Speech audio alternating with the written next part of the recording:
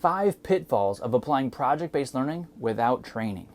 Number 1 is teacher confidence. If you jump into PBL without any kind of training for your teachers will be unsure that what they're doing, and it's going to show.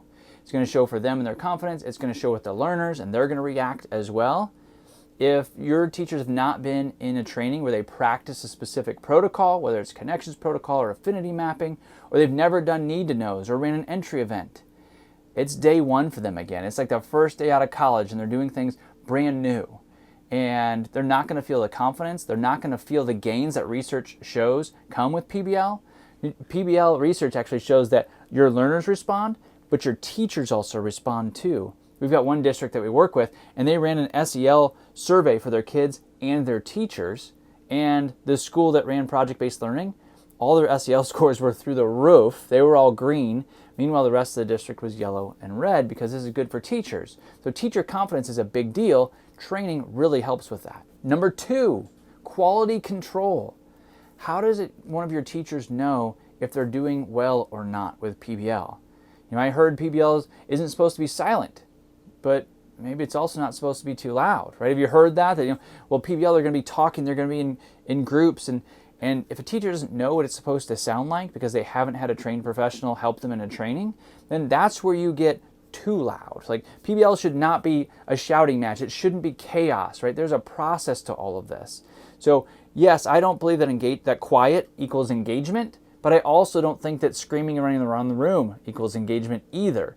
So if your teachers haven't been to a training and talked to PBL certified facilitators about their classroom, how are your teachers going to know that they're in a sweet spot and they're running project-based learning well?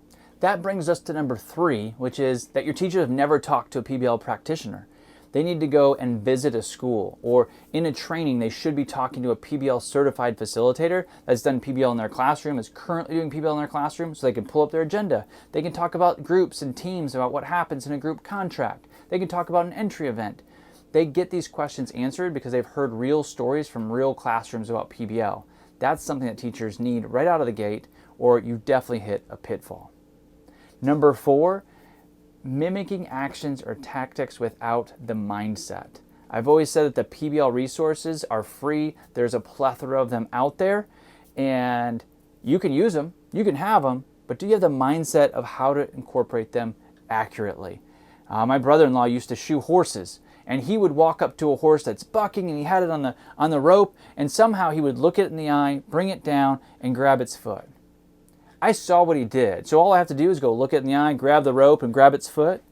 I'm going to get kicked in the face. Like, it is not the same just having the tactics and the resources. You need the mindset. That's why we do 3-day trainings at Magnify Learning. It's really to convey the mindset of project-based learning over the resources and the actions. Super important to have that in a training. Without a training, without a PBL project that you've downloaded off the internet or got from Teachers Pay Teachers, you're not getting the full mindset aspect. Your teachers need that time with PBL professionals.